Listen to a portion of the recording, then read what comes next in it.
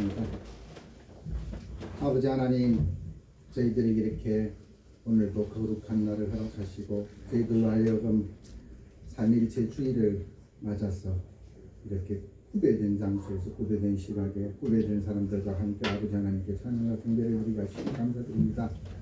더더욱이나 감사드리는 것은 이렇게 또 날씨가 이렇게 화창하고 오늘 또 밤에 예정되어 있는 그 이른 비로 말미암아서 또한 농사들이 그리고 밭농사들이 전부 다 고갈에서 기근에서 전부 벗어날 수 있을 것 같습니다. 그것 또한 감사를 드립니다. 아버지 하나님, 세상의 모든 것들이 아버지 하나님의 창조의 질서 가운데서 운행을 하게 됨을 저희들이 누구나 다 알고 있음에도 불구하고 저희들이 그러한 아버지 하나님의 창조의 승리를 항상 감사로 받아들이지 않음에 안타까운 마음이 많지만 오늘 요한계시록의 말씀을 통해서 또한 그러한 아버지 하나님의 진노가 아버지 하나님의 공의를 표현하는 방법임을 아는 그러한 귀한 시간 되게 하여 주시옵소서. 이 모든 말씀 우리 구주 예수 그리스도의 이름으로 기도드리옵나이다. 아멘. 할렐루야. 아멘. 날씨가 오늘은 좀 선선하죠, 그죠? 아침에 이렇게 새벽에 일어나 보니까 구름이 조금 이렇게 끼려고 그러고 있더라고요. 그래서 저 구름 너머에 또 비구름이 몰려오겠구나 이런 생각이 들더라고요. 하지만 또 이렇게 봄에 이렇게 또 비가 한번 내려줘야만 또 작물들이 싱싱하게 또 자랄 수가 있고 하니까 그것 또한 하나님의 창조의 섭리 아니겠습니까, 그렇죠?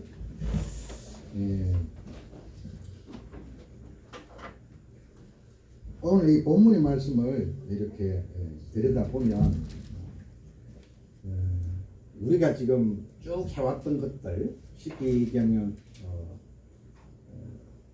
이름하여 그 장차 일어날 일들에 대한 일들 중에서 3대 7중 재앙이라고 그러죠. 3대 7중 재앙 중에서 맨 마지막에 있을 재앙이에요. 대접재앙. 대접재앙에 대한 얘기를 이제 이 본문에서 시작을 합니다.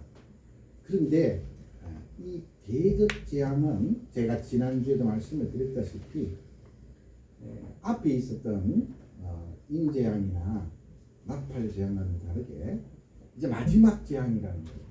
이 마지막 재앙이라는 것이 우리한테 앞으로 있을 그 큰 재앙의 클라이막스에 해당되는 부분인데 이 재앙에 대해서 이렇게 가만히 보면 앞에 있었던 인재앙이나 나팔재앙의 그 정도가 조금 더 심해졌다라는 것을 쉽게 아실 수가 있어요.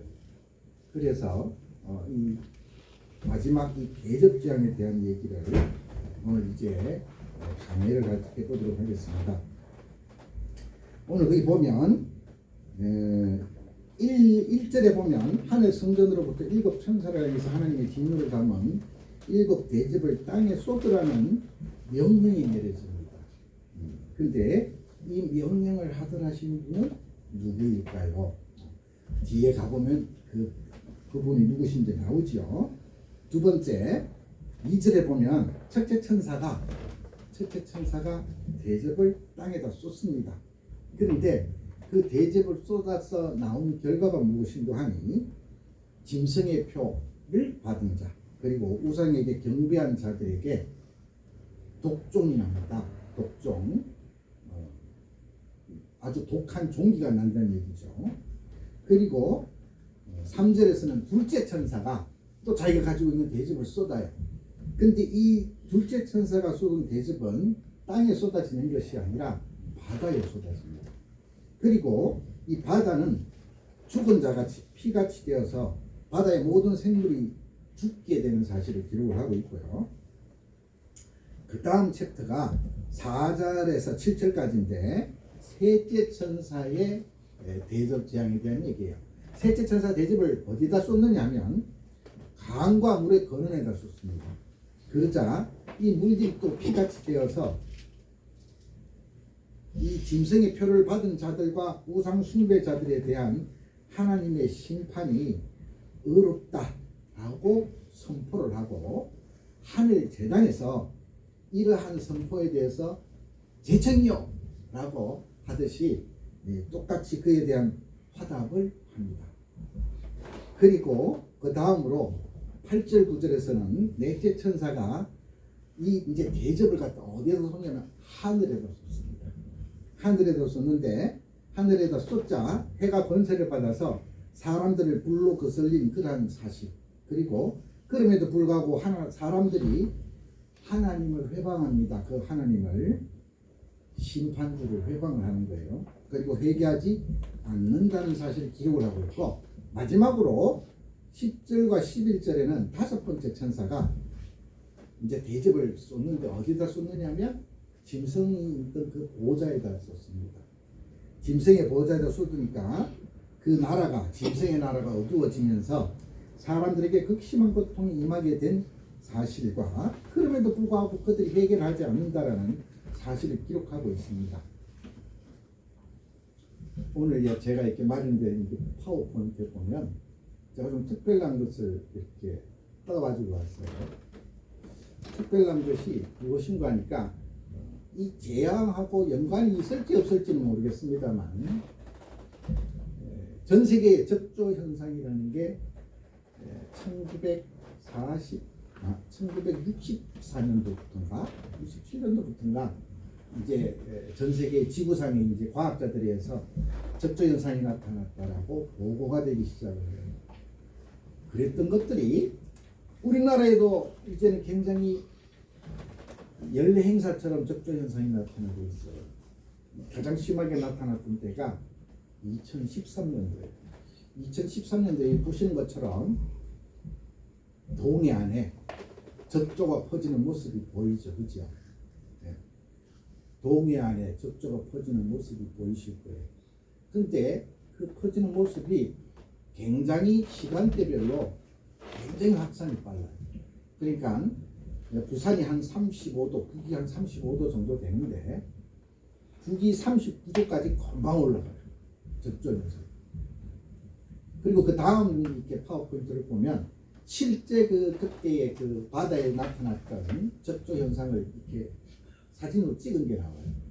여러분 보시면 바다에 붉은 띠가 이렇게 확 몰려져 있죠, 그렇죠? 그리고 이게 위성 사진인데, 위성 사진을 우리나라의 그 기상 관측 위성인 천리안이 찍은 거예요. 우리나라의 해양 오염을 항상 이렇게 관찰하고 감시하는 기구에서 이제 위성 천리안부터 받아가지고 자기네들이 이제 과학적인 자료를 써야 되잖아요, 그죠? 그러면 사진에서 나타나는 현상을 마치 이렇게 우리 아래 한글 모양처럼 하얀 백지에다 이렇게 표시를 해요. 그게 바로 세 번째 사진이에요. 첫 번째 봤던 그 사진을 다시 이렇게 편집을 한 거예요. 마치 그 사진에 있는 그 띠 모양을 이렇게 형체만 이렇게 떠와 가지고 적조가 퍼지는 모습을 이렇게 빨간 모양으로 표시를 해놨죠, 그죠? 그게 바로 첫 번째 사진을 과학적으로 이렇게 편집을 하는 거예요. 이런 작업을 우리나라는 지금 요즘 굉장히 많이 해요. 왜 많이 하느냐면 이런 위성에서의 관측 자료가 이렇게 과학자들도 사용을 하지만 군대에서도 써요. 우리나라가 여지껏 GPS라는 것을 미국 것과 이 중국 것을 두 개를 같이 썼어요. 그런데 이제 우주에서도 전쟁이 일어나고 있죠, 그죠? 그러다 보니까 우리나라도 이제는 안 되겠구나. 우리도 포지셔닝 시스템을 하나 만들어야 되겠다 해서 인공위성을 지난번에 다 올렸죠. 2017년, 9년, 그리고 올해도 올렸어요. 작년에 올렸구나. 작년에 올렸어요. 작년에 올리고 올해도 아마 곧 올릴 거예요. 올릴 건데 그 위성들이 기상관측 위성, 그 다음에 통신위성, 군사위성 이렇게 해서 계속 올라갈 거예요. 계속 올라가서 이제는 이렇게 관측한 자료를 가지고 항상 판독을 해요. 제가 좀 전에 편집했던 말씀 드렸죠. 그게 판독하는 일종의 절차예요. 그런 식으로 할 거예요. 그래서 네 번째 사진에 보시면 그 고기들이 또 이렇게 한 네 번째 사진이 뭐냐면 저거예요. 독도 부근까지 올라간 사진이 있어요. 그렇죠? 독도까지 올라간 사진이에요. 그러니까 쉽게 얘기하면 우리가 적조 현상이 바다에 가면 바다에서 퍼져서 그냥 사라질 것 같지만 굉장히 멀리까지 가요. 왜냐하면 적조를 유발하는 물질이 미생물이에요. 생물이에요. 생물이기 때문에 바다 위를 둥둥둥 떠다니면서 자기가 목숨이 닿을 때까지 계속 가는 거예요. 근데 신기한 건 이런 거죠. 그 적조 현상에 있는 그 바다에서는 적조 현상의 이 생물이 그 짠물에서도 끝까지 살아있다는 거죠. 되게 중요한 거예요. 그죠? 잘 안 죽어요. 굉장히 독해요. 전 세계에서 적조 현상을 유발하는 그런 미생물들이 굉장히 많이 이제 과학계 보고가 됐고 지금도 계속 새로운 생물들이 나타나고 있어요. 그리고 나타날 때마다 우리나라 수산과학원에서 수산과학원 맞을 거예요. 수산과학원에서 그걸 발표를 해요. 항상. 그리고 그 다음 사진 보시면 고기들이 많이 죽었죠, 그죠? 하나는 경남 거제 쪽이에요. 거제 쪽에서 죽은 거고, 또 하나는 저기 경남 고성 그 부근에서 죽은 부분들이에요. 동해안에서는 고기들이 죽는 것을 그렇게 쉽게 볼 수가 없지만 양식을 하는 경남이나 서해안 쪽은 굉장히 많은 고기들이 적조 현상으로 저렇게 죽어요. 그러니까 2000년도에 넘어와서 그야말로 매년 발생되는 적조 현상이 예사롭지가 않죠. 앞으로 어떤 일이 벌어질지 모르죠. 왜? 일본에서 벌써 뭘 뿌렸어요? 방사능 오염수를 뿌렸어요. 난리가 한번 났었죠, 그죠? 왜냐하니까 자기네들이 몰래 저기 2km 바깥에 뿌렸다고 자기네들이 생각을 했는데 그 2km 바깥에 뿌린 그 방사능 오염수에 오염된 물고기들이 그 연안 해안으로 쫙 다 밀려온 거예요. 그래서 일본에서도 놀랬지만 일본에서는 그걸 보도를 막 이렇게 사진이 안 나가게 하려고 별의별 쇼를 다 했는데도 인공위성에서 이렇게 보면 다 보여요, 이제. 그래서 우리나라 인공위성에서도 그게 잡혀요. 지금도. 그래서 숨길 수가 없어요. 그리고 그 다음 사진이 뭐냐면 그 사진이에요. 제가 지난번에 한번 말씀드린 적이 있죠. 우리가 태양에서 이렇게 날아오는 태양 전자풍이랑 태양 광풍이라는 표현을 쓰는데 그 태양 광풍이 막 일어나고 있는 흑점 활동이 일어나고 있는 태양의 모습이에요. 그 태양의 모습을 큰 사진은 태양의 흑점 활동, 나사에서 이제 제가 본 건데 태양의 흑점 활동이 팡 일어나면서 일어나오는 그 자기장이 있어요. 자기장. 그러니까 이름하여 전자광풍이라고 얘기하는 원인되는 자기장. 그게 이렇게 선으로 이렇게 표시를 해 놓은 거고, 그 오른쪽에 있는 작은 사진은 그 사진의 그 편집을 하기 전에 태양 광풍의 모습, 그 태양의 흑점 활동을 찍은 거예요. 그러니까 나사에 있는 과학자들도 참 고생이 많죠, 그죠? 저렇게 과학적으로 이렇게 표시를 해요. 굉장히 어려운 작업이에요. 제가 이 다음에 있는 동영상을 하나를 사실은 떴다고 생각을 했는데 컴퓨터 저쪽 다운로드에 있나 봐요. 제가 다음 주에 와서 보여드릴게요. 그 태양 광풍에는 무슨 내용이 달려있냐면 그것도 나사에서 나온 거예요.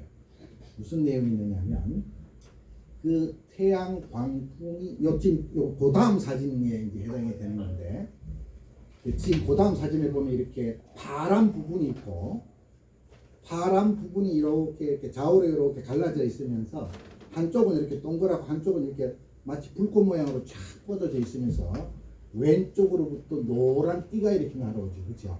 그 노란 띠가 바로 태양 광풍이에요.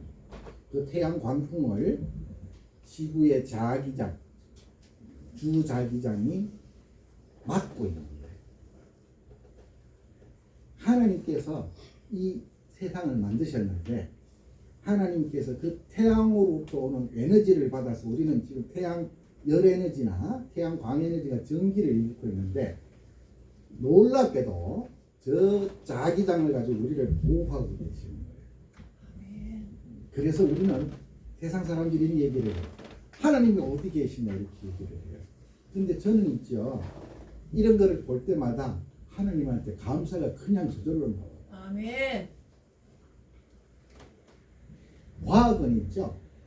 하나님이 계시다는 증거를 계속해서 지금 내놓고 있습니다. 아멘. 참으로 놀라운 사건이죠. 그런데 그거를 보고도 사람들이 하나님이 계심을 잘 몰라요. 그렇죠? 그래서 하나님께서 인류의 역사에 한 번씩 개입을 하시죠. 개입하시는 내용들이 바로 역사서라고 얘기하는 구약의 이스라엘 역사서에 다 나와 있는 거예요. 그 중에서 여러분들이 항상 들어봄직한 홍해의 사건은 진짜 하나님께서 직접 역사하신 사건입니다. 아주 정확하게 역사하신 사건. 오늘도 그 내용이 나올 거예요.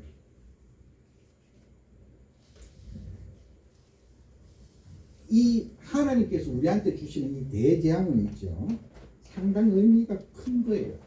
왜냐하면 제가 오늘 이 강해를 요한계시록 강해를 시작하기 전에 이 요한계시록의 내용이 우리들에게 뭐다?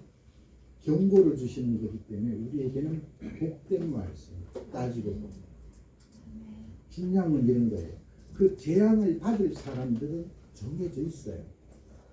그게 안타까운 거예요. 그래서 그런 사람들에게 구원의 손길을 밀어야 돼요. 당신 하나님으로부터 재앙받는 자가 되지 말고 구원받는 자가 되어서 어디로 간다고요? 하나님 계신 대로 가야 돼요.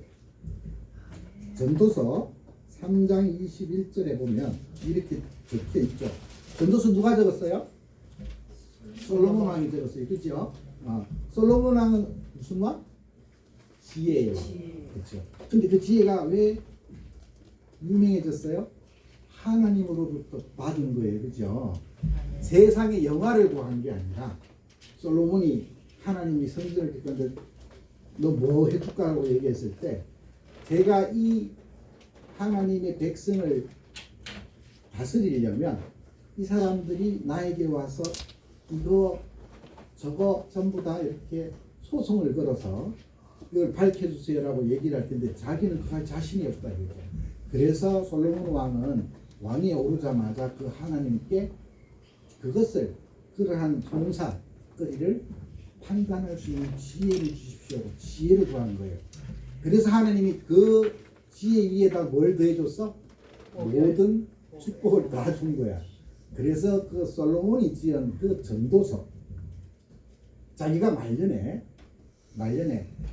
자기 삶을 되돌아보면서 적은 건데 그게 아주 놀라운 참으로 놀라운 기록이 있는 거예요.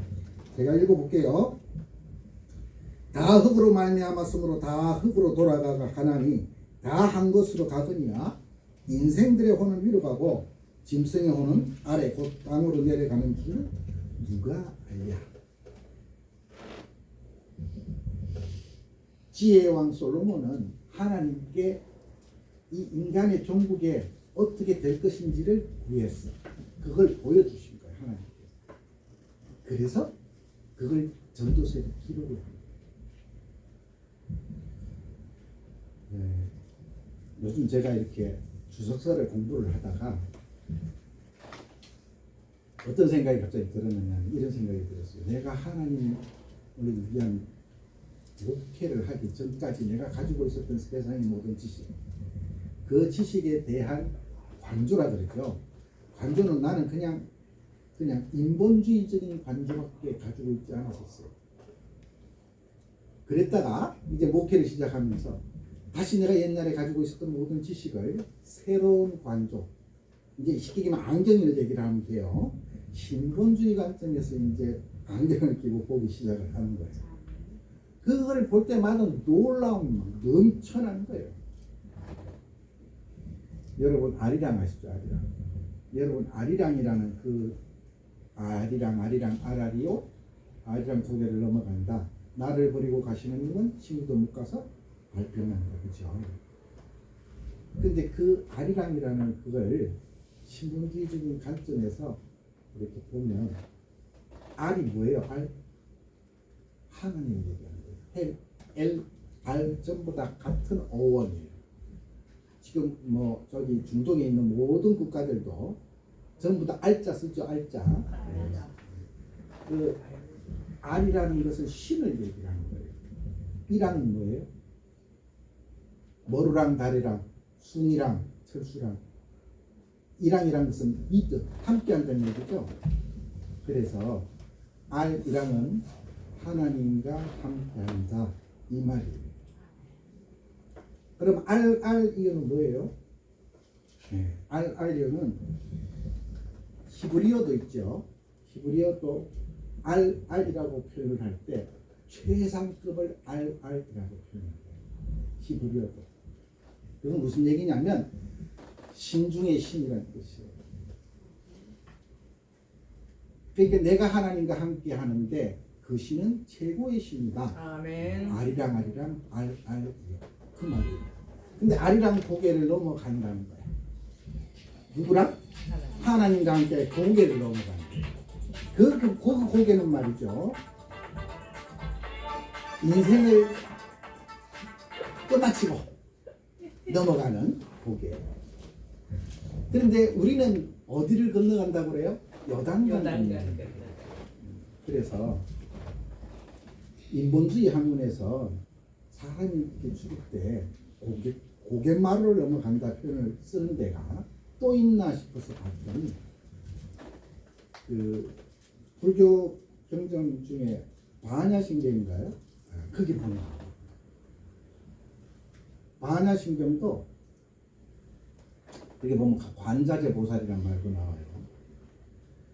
우리가 하나님을 갖다가 자존자라 그러죠. 스스로 존재하는 자. 그 말은 무슨 말? 나는 니네들처럼 피조물이 아니야. 그 말이죠. 그렇죠?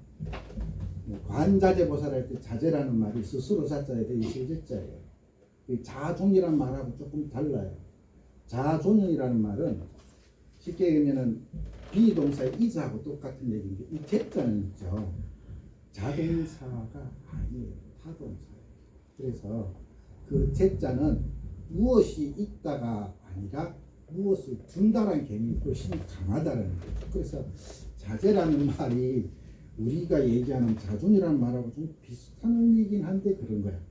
하지만 그 반야신경 안에 보면 사람이 죽어서 가는 진원곡처럼 고갯마루 얘기가 나와요. 그래서 저도 참 쓸데없죠, 그죠? 왜 그 반야신경을 들여다봤을까요, 그죠? 근데 제가 왜 그걸 들여다보게 됐냐면 이게 이제 제가 가지고 있었던 모든 세상의 지식들은 인간들이 궁극에 가서는 누구를 항상 향해서 손을 뻗치게 되어 있냐면 절대자를 향해서 손을 뻗치게 되어 있어요. 근데 그 절대자 중에 인간들이 표현하는 절대자 중에 전부 다들 그걸 이상하게 해석을 하는 사람들이 상당히 많아요. 전 제가 봐서는 궁극적으로는 좀 더 하나님으로 다 이렇게 향해 있는데 표현 방식이 좀 다를 뿐인데 그래서 그것까지 들여다보게 되었더니 진짜 그래요.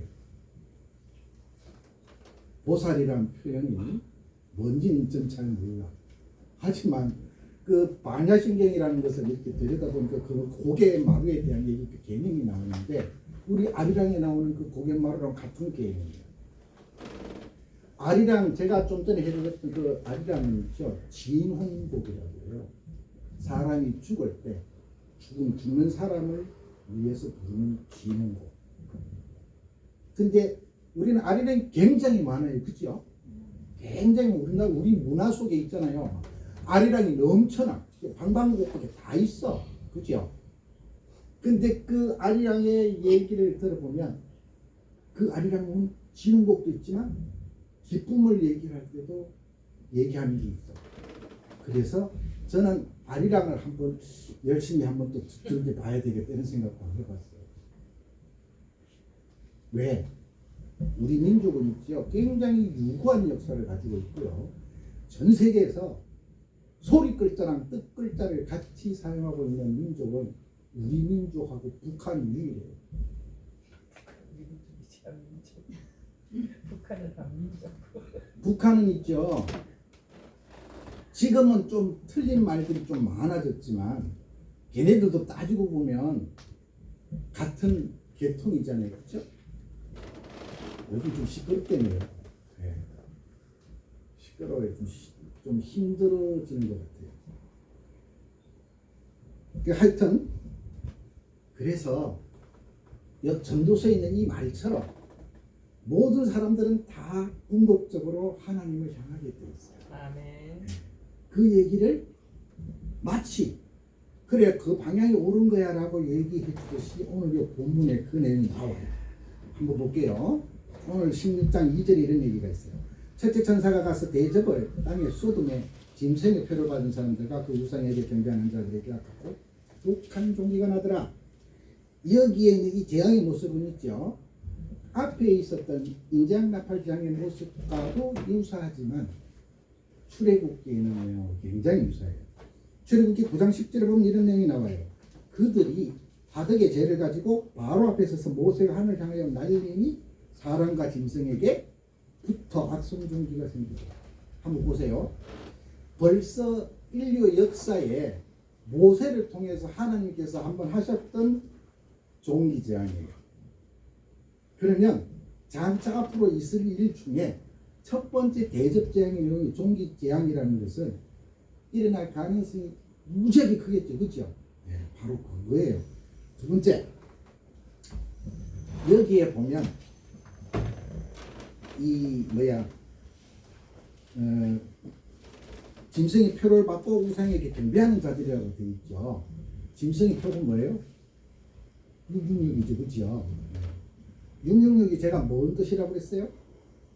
7이 완성수인데 완성에는 가까운데 뭔가 좀 틀려, 모양도 틀리고. 그죠? 네, 그런 걸 보고 신을 빙자하는 유한자, 이름하여 적그리스도에 대한 표시라고 제가 말씀을 드렸어요. 그리고 그러한 우상에게 경배하는 자, 그 적그리스도에게 충성을 맹세한 자들이에요.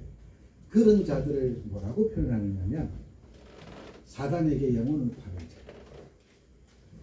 자, 그러면 사단에게 영혼을 파는 자가 그냥 제가 하는 소리냐? 그게 아니에요. 인본주의자들 중에서도 그 영혼을 파는 자에 대한 내용이 나와요. 괴테 아시죠? 그 대문호지요, 독일에. 그 괴테가 쓴 파우스트라는 소설이 있어요. 그 파우스트라는 소설에 보면 주인공 파우스트가 악마로 출연을 하는 멤피스토펠레스라는 악마에게 자기 영혼을 팔면서 뭐를 구하느냐면 세상의 모든 영화를 구해요. 그리고 그 영화를 다 누리지만 결론적으로 허망감밖에 안 느껴요. 근데 그 내용이 성경에도 나와요. 전도서에 보면 나온다는 거죠. 그래서 그 허망한 끝에 야 내가 잘못 구했구나 라고 그러고 그 파우스트가 그 악마한테 가서 내 영혼 돌리도 했더니 돌려줘요? 안 돌려줘요? 안 돌려요. 세상 사람들도 자기 영혼을 내어주면 안 된다고 그래요. 그렇죠? 세상 사람들도 자기 영혼은 팔지 말아라 그런단 말이에요. 무당들이 신내림 붙받지요. 그죠? 예? 원래 창조의 짓에 어긋나는 거예요. 왜 어긋나는지 제가 알려드릴게요. 자기 영혼은 있잖아요. 누구한테 맡겨야 되느냐면 하나님께 맡기는 거예요. 왜냐?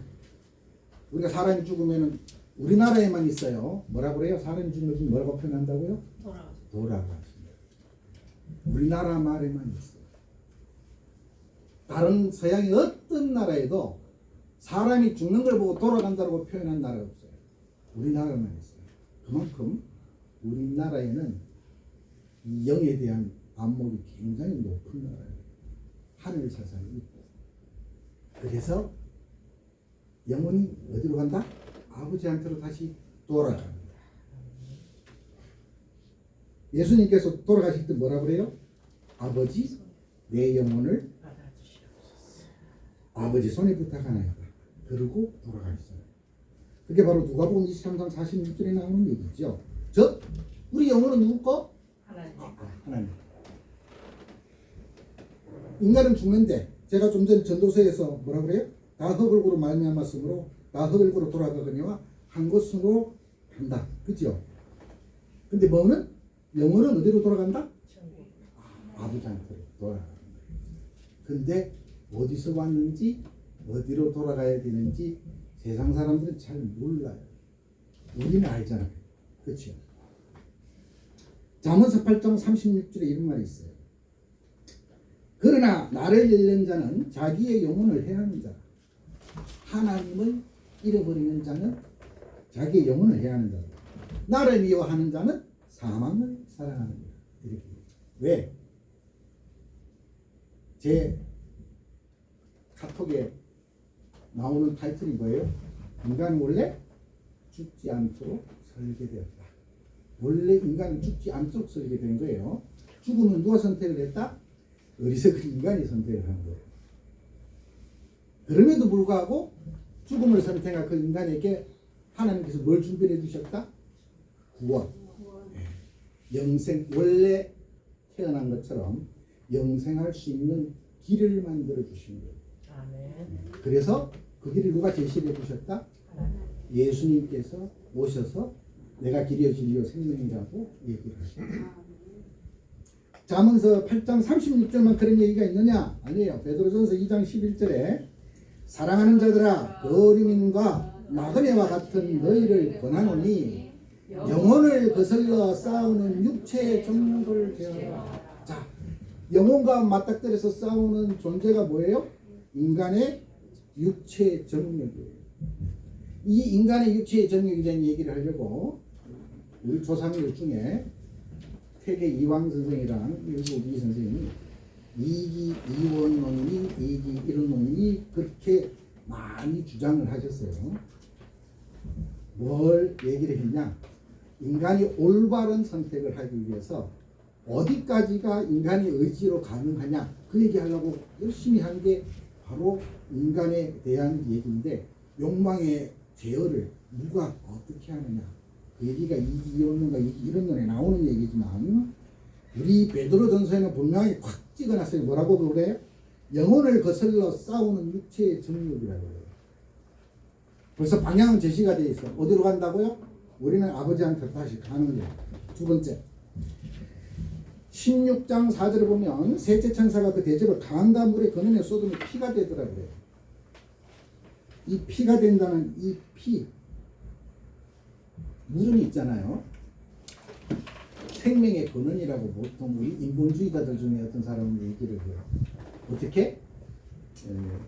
제가 그 플라톤 얘기를 하면서 이데아론 얘기를 하면서 그 당시에 그 학자들 철학자들이 이 모든 것을 이 세상을 구성하는 가장 근본적인 게 뭐냐?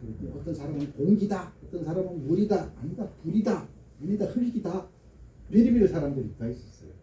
그런데 물은 있잖아요. 참으로 놀라운 거예요. 지구상에 있는 원소 중에 냉각시켜서 얼음이 될 때 부피가 커지는 거는 물밖에 없어요. 부피가 커지는 건. 그리고 그 물은 온도에 따라서 모양이 다 바뀌고 이 지구상에 있는 모든 식물, 동물, 살아있는 것들은 다 그 물에 의해서 정화가 되고 생명을 유지를 해요. 그런데 그 물이 피바다가 되면 어떻게 돼요? 다 없어지는 거야. 자, 없어지면은 인간이 먹을 곡식이 있어요, 없어요? 없어요. 없는 거예요. 그래서 이 강의 물의 근원이 피가 된다는 얘기는 전부 다 기근에 빠지게 된다는 얘기예요. 인간의 행복이 이 배고픔하고 참으로 밀접한 관련이 있어요. 이사야서 49장 10절에 뭐라고 되어 있냐면 그들이 줄이거나 목마르지 아니할 것이며 더위와 볕이 그들을 상하지 아니하리니 이는 그들을 긍휼히 여기니까 그들을 이끌되 샘물 근원으로 인도할 것인가 라고 얘기를 하고 이 에스겔서 34장 29절에도 내가 그들을 위하여 파종할 좋은 땅을 일으키리니 그들이 다시는 그 땅으로 그 땅에서 기근으로 멸망하지 아니할지며 다시는 여러 나라의 수치를 받지 아니할지라 라고 얘기를 해요. 계시록 7장 16절에도 그들이 다시는 줄이지도 아니하며 목마르지도 아니하고 해나 아무 뜨거운 기온에 상하지도 아니하리라 라고 이렇게 얘기해요. 그러니까 줄이지 않는다라는 것, 그 굉장히 중요한데, 그는 물인데 그 물을 피로 만드시는 재앙을 하나님이 내리시는 거예요. 그래서 인간의 욕심은 뭐냐? 인간의 욕심은 이래요. 17세기 고전주의 국문학 역사상 가장 위대한 작가라고 얘기하는 장 바티스트 포클랭이라는 사람, 일명 필명으로 몰리에르라는 사람이 이런 얘기를 해요. 나를 살려주는 것은 충분한 음식이지 훌륭한 말이 아니다. 여러분 금식 다 해보셨어요? 금식. 네. 금식 한 번씩 해보세요. 아주 좋아요. 그리고 금식을 하시면 기근에 대비하실 수 있어요. 자, 우리가 말이죠, 여러 가지 어려움 중에서도 굶주림, 기근이라는 진짜 어려운 것인데, 그러면 우리가 그 굶주림을 위해서, 즉 굶주림을 면하기 위해서 양식만 구할 것이냐? 그래서는 안 된다는 거예요. 요한복음 6장 27절에 보면 썩을 양식을 위하여 일하지 말고 영생하도록 있는 양식을 위하여 하라. 이 양식은 인자가 너희에게 주리니 인자는 하나님 아버지께서 인친자니라 라고 얘기해요. 인자가 누구예요? 예수님이죠. 예수님이 주시는 그 말씀으로 그렇게 뭐라 그래요? 구하라 그러는 거죠. 그래서 도대체 그러면 하나님께서 얘기하는 이 양식, 영의 양식을 얘기를 하는 거고 육의 양식을 얘기를 하는 건데, 이 사탄이 말이죠, 예수님을 시험을 해요. 이 먹을 양식을 갖고 40일 동안 금식을 하신 주님을 갖다가 공생의 기간에 탁 접어들기 전에 사탄이 이렇게 실험을 하는 거예요. 이 돌을 떡덩이로 만들어 보라고 해요. 그랬더니 예수님 뭐라 그래요? 기록되었을 때 사람이 떡으로만 살 것이 아니요 하나님의 입으로부터 나오는 모든 말씀으로 살 것이라 라고 얘기를 하십니다. 즉 육의 양식만 중요한 것이 아니다. 육의 양식과 함께 영의 양식도 중요한 것이다. 이렇게 얘기를 하시는 거예요. 왜?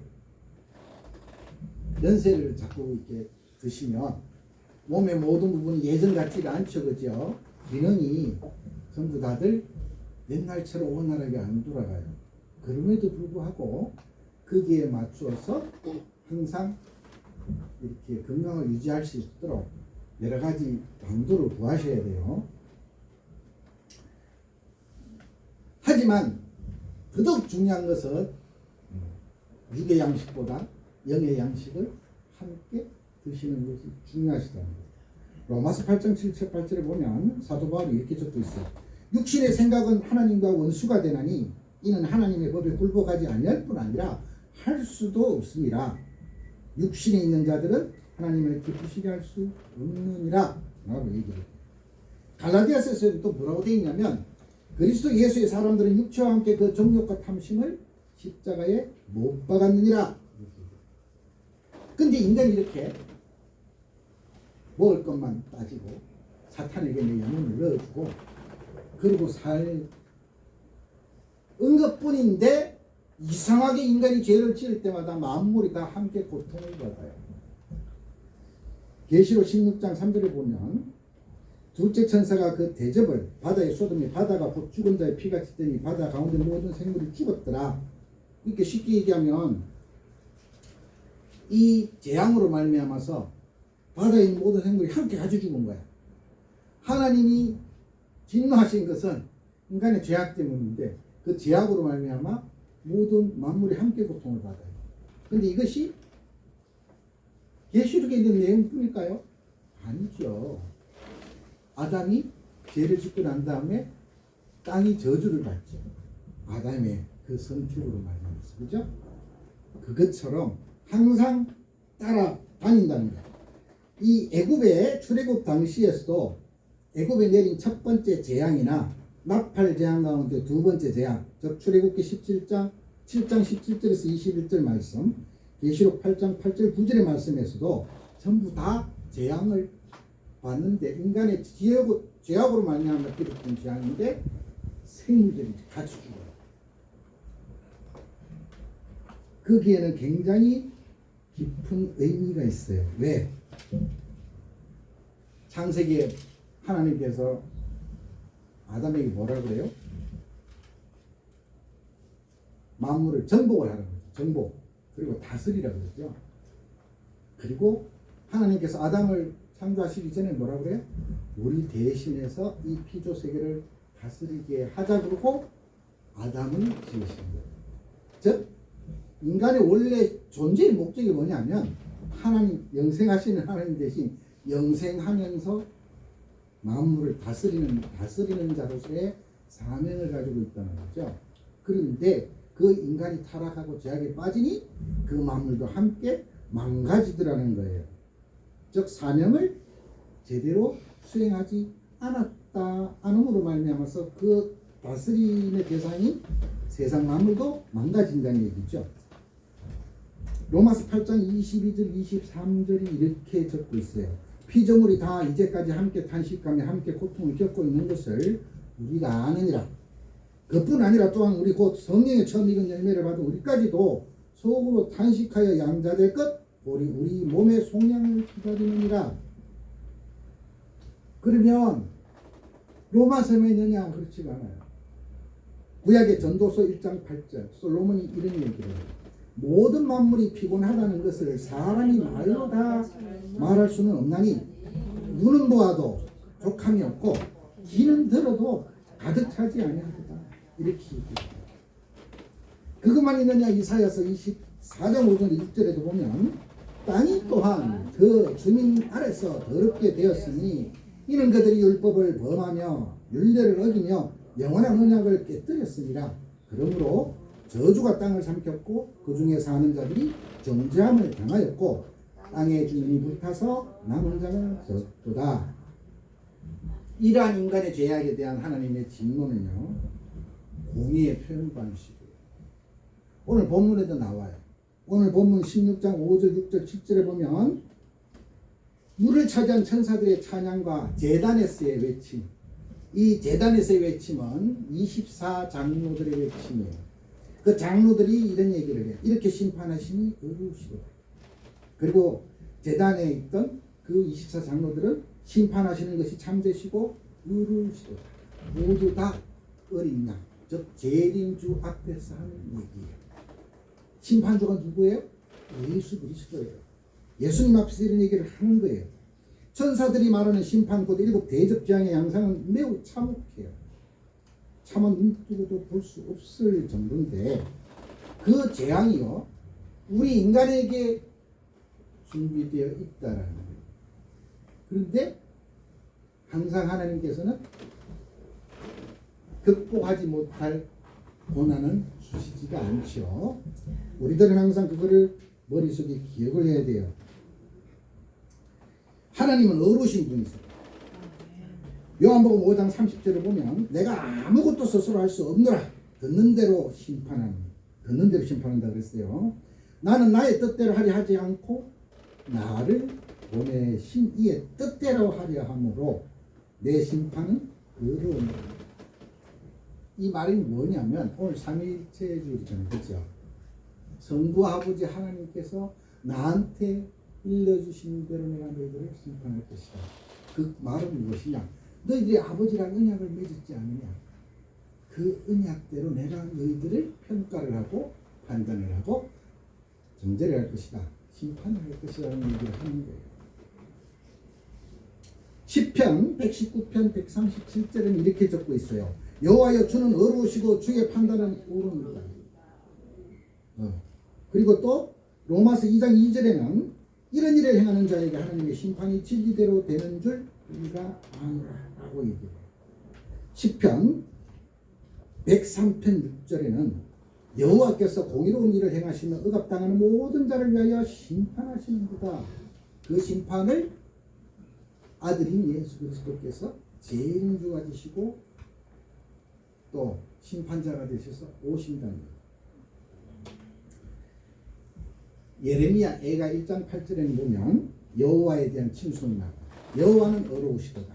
그러나 내가 그의 명령을 거역하였도다. 이스라엘 백성이 지금 고백하는 거야.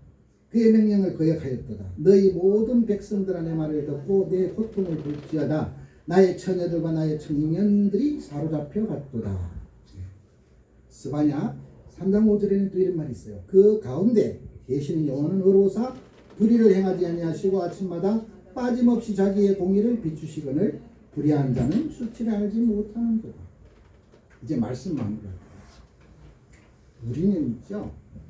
하나님의 심판이 이렇게 있다라고 계시록에 이렇게 미리 막 선전을 하고 계시는 거예요. 그런데 그 심판이 누구를 향한 심판이에요? 적 그리스도를 따르는 자. 그리고 우상을 숭배하는 자들에 대한 심판이에요. 여러분들이 아니라는 사실을. 그런데 자, 한번 보세요. 그러한 심판의 경고와 함께 하나님께도 비방을 하는 자들이 있어. 그지요? 그들은 하나님을 아는 자들이에요.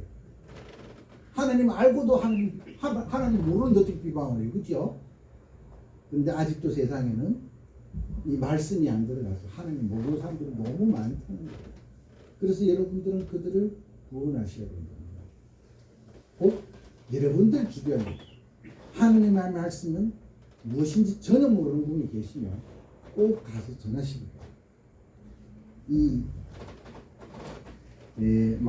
마태복음 5장 6절에 보면요 이렇게 적혀 있어요.